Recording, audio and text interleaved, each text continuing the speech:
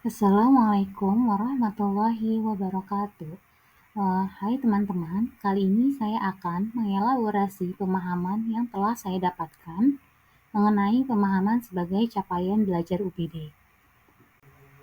Adapun elaborasi ini didasari oleh literatur jurnal yang berjudul Backward Design Strategi Pembelajaran dalam Meningkatkan Keterlibatan Siswa.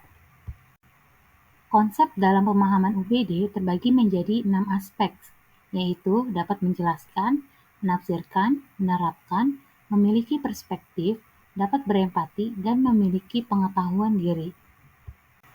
Dalam aspek menjelaskan, peserta didik dikatakan telah memahami suatu masalah belajar apabila peserta didik dapat menjelaskan melalui generalisasi atau prinsip, memberikan fenomena-fenomena, fakta, dan data yang dibenarkan dan sistematis, lalu membuat koneksi yang mendalam dan memberikan contoh atau ilustrasi yang menerangi.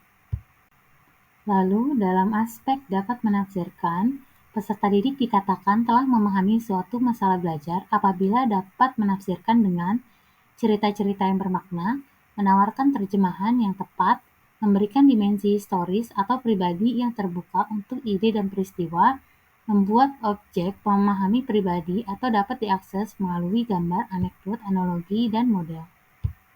Yang ketiga yaitu dalam aspek menerapkan. Peserta didik dikatakan telah menerapkan suatu masalah belajar apabila peserta didik dapat secara efektif menggunakan dan menyesuaikan apa yang diketahui dalam konteks yang beragam dan nyata. Lalu, dalam aspek memiliki perspektif, peserta didik dikatakan memiliki perspektif pada suatu masalah belajar apabila peserta didik dapat melihat dan mendengar dari berbagai sudut pandang yang kritis dan melihat gambaran umumnya. Yang kelima yaitu aspek berempati. Peserta didik dikatakan dapat berempati apabila peserta didik dapat menemukan nilai dalam apa yang orang lain mungkin temukan aneh dan tidak masuk akal, dan persepsi secara sensitif berdasarkan pengalaman langsung sebelumnya. Dan yang terakhir yaitu memiliki pengetahuan diri.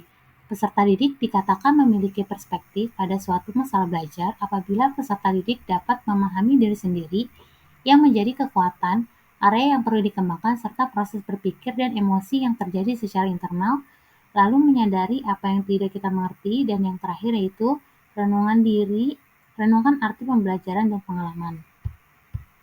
Sekian elaborasi yang dapat saya sampaikan, kurang lebihnya mohon maaf. Wassalamualaikum warahmatullahi wabarakatuh.